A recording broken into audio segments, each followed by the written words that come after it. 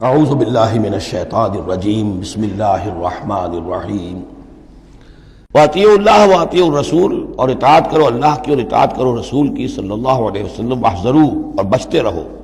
فإن تولیتم فاعلموا انما علی رسولنا البلاغ المبین، اور اگر تم پھر جاؤ گے، پیٹھ موڑ لو گے، ہمارے اس حکم سے سرتابی کرو گے، فاعلموا تو جان لو انما علی رسولنا البلاغ المبین، کہ ہمارے رسول پر تو ذمہ داری ہے صاف صاف پہنچا دینے کی۔ یہ حکم اللہ کا ہے، اللہ کا حکم پہنچانا رسول کے ذمہ تھا، رسول نے پہنچا دیا، اپنا کام کر دیا۔ اب معاملہ ہوگا اللہ کا اور تمہارا، اللہ تم سے نپٹے گا، تم سے حساب لے گا۔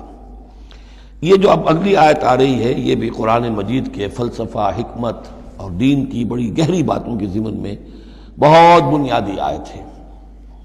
اور اس کا پس منظر یہ ہے کہ جب شراب کے بارے میں اتنا سخت انداز آیا کہ یہ رجسن، گندے کام ہیں، عمل شیطان میں سے ہیں، باز آتے ہو کہ نہیں، تو بہت سے مسلمانوں کو تشویش ہو گئی کہ ہم جو شراب پیتے رہے، اتنا عرصے تک پیتے رہے، یہ گندگی تو ہماری ہڈیوں میں بیٹھ گئی ہوگی۔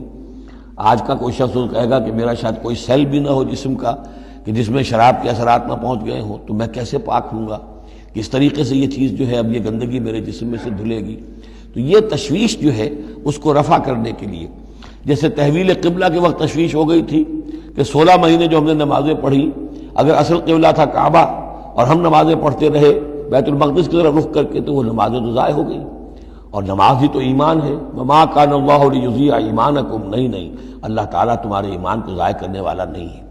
ایسے ہی یہاں ان کی دلجوئی کے لیے فرمایا لیس علی الذین آمنوا وعملوا الصالحات جناح فیما طعموا، ان لوگوں پر جو ایمان لائے اور جنہوں نے نیک عمل کیے، کوئی گناہ نہیں ہے اس میں جو کچھ پہلے کھا پی چکے۔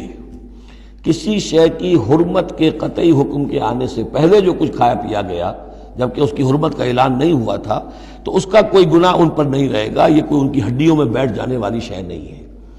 یہ مورل لا ہے، یہ فزیکل لا نہیں ہے۔ فزیکل لا میں تو ہوتا ہے کہ کچھ چیزوں کے اثرات جو ہیں وہ دائمی ہو جاتے ہیں، مورل لا میں تو یہ ہے کہ بڑے سے بڑا گناہ ہو، کوہ احد جتنے گناہ ہوں، صدق دل سے توبہ کی جائے، سب صاف ہو جائیں گے۔ التائب من الذنب کمن لا ذنب لہ، گناہ سے حقیقی معنی میں توبہ کرنے والا بالکل ایسے ہے جیسے اس نے کبھی گناہ کیا ہی نہیں تھا، وہ تو نامہ اعمال جو ہے بالکل دھل جاتا ہے۔ لہذا اس تشویش کو اپنے قریب مت آنے دو۔ لیس علی الذین آمنوا وعملوا الصالحات جناح فیما طعموا، اب جو آ رہا حصہ، اذا اتقوا وآمنوا وعملوا الصالحات ثم اتقوا وآمنوا ثم اتقوا واحسنوا واللہ یحب المحسنین، جب تک کہ وہ تقوی کی روش اختیار کیے رکھیں اور ایمان لائیں اور نیک عمل کریں، پھر اور تقوی میں بڑھیں اور ایمان لائیں، پھر اور تقوی میں بڑھیں اور درجہ احسان پہ فائز ہو جائیں۔ واللہ یحب المحسنین، اور اللہ تعالی محسنوں سے محبت کرتا ہے۔ یہ 3 درجے ہیں اصل میں۔ ایک درجہ اسلام ہے، اللہ کو مان لیا، رسول کو مان لیا اور اس کے احکام پر چل رہے ہیں۔ ایک اس سے اوپر کا درجہ ہے ایمان، کہ وہ یقین کے درجے میں قلب میں وہ ایمان اتر گیا ہو اب، اور جب یہ ایمان قلب کے اندر اتر گیا ہے، وَلَٰكِنَّ اللَّهَ حَبَّبَ إِلَيْكُمُ الْإِيمَانَ وَزَيَّنَهُ فِي قُلُوبِكُمْ، تو اب انہی اعمال میں، نماز پہلے بھی پڑھ رہا تھا، اب نماز کی اور شان ہوگی، اس کی بھی اور کیفیت ہوگی، اس کی زندگی کے اندر ایک نیا رنگ آ جائے گا۔ صبغۃ اللہ ومن احسن من اللہ صبغہ۔ اس سے بھی آگے جا کر جب یہ ایمان اتنا گہرا ہو جائے کہ بالکل جیسے آنکھوں سے کوئی شخص کسی چیز کو دیکھ رہا ہو تو یقین ہوتا ہے، ان تعبد اللہ کانک تراہ فإن لم تکن تراہ فإنہ یراک، جب یہ کیفیت ہو جائے کہ تم اللہ کی بندگی کرو، اللہ کے لیے جہاد کرو، عمل کرو، بھاگ دوڑ کرو، اللہ کا تقویٰ اتنا ہو جائے کہ جیسے کہ تم اللہ کو اپنی آنکھوں سے دیکھ رہے ہو، تو یہ درجہ احسان ہے۔ حدیث جبرائیل کے جس کو کہا گیا ام السنہ، جیسے سورہ فاتحہ ام القرآن، اساس القرآن، ایسے حدیث جبرائیل ہے ام السنہ، اور ام السنہ میں یہ ساری بات آئی ہے کہ حضرت جبرائیل انسانی شکل میں حضور کی خدمت میں آئے، صحابہ کا مجمع تھا، وہاں انہوں نے کیے اخبرنی عن الاسلام، مجھے بتائیے اسلام کیا ہے۔ اسلام میں بھی ایمان تو ہے نا، قانونی ایمان، زبانی ایمان تو ہے، لیکن اس کے ساتھ اعمال علیحدہ گنے گئے۔ اس سے اوپر جب ایمان دل میں اتر گیا، اب یہ ایمان کی وہ جو شکل ہے، اس میں اب عمل کو علیحدہ ذکر کرنے کی ضرورت ہی نہیں۔ اس مرحلے پر آ کر لازماً عمل درست ہو جائیں گے، جبکہ ایمان دل میں اتر چکا ہے اور دل میں یقین بن کر جاگزی ہو گیا ہے۔ اور پھر اور گہرا چلا گیا. یوں سمجھیے کہ جتنا جتنا درخت اوپر جا رہا ہے جڑ نیچے جا رہی ہے نا. جڑ اور ایمان کی گہری ہوئی، اسلام سے ایمان بن گیا، اور گہری ہوئی، اب یہ تیسری منزل احسان کی اس پر فائز ہو گئی. تو جب پوچھا گیا کہ اخبرنی عن الاحسان، اے نبی مجھے بتائیے احسان کیا ہے، تو آپ نے جواب دیا، اور یہ جواب 3 روایتوں میں 3 مختلف الفاظ میں ہے. ان تعمل للہ کانک تراہ، ان تخشى اللہ کانک تراہ، ان تعبد اللہ کانک تراہ فإن لم تکن تراہ فإنہ یراک. یہ تینوں میں ہے. اللہ کی بندگی، اللہ کی پرستش، اللہ کے لیے بھاگ دوڑ، اللہ کے لیے عمل، اللہ کے لیے جہاد، یہ انسان ایسی کیفیت سے سرشار ہو کر رہا ہو گویا کہ اپنی آنکھوں سے اللہ کو دیکھ رہا ہے. تو جب اللہ سامنے ہوگا تو کیسے کچھ ہمارے جذبات عبدیت ہوں گے، کیسی کیسی ہماری قلب کی کیفیات ہوں گی.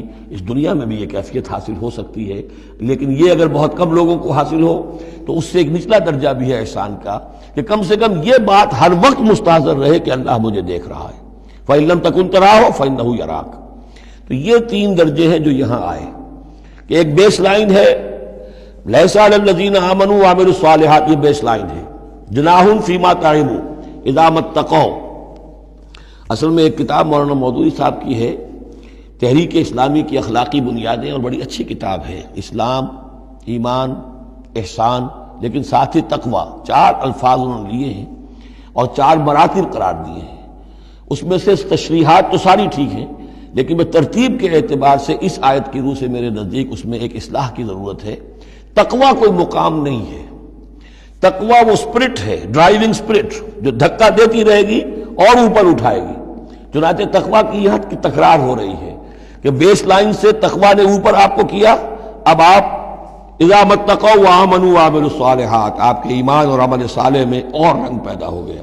ثم اتقوا، پھر تقوی اور بڑھا، تقوی نے آپ کو اور اوپر اٹھایا. ثم اتقوا وآمنوا، پھر اب وہ ایمان یقین والا ایمان حاصل ہو گیا.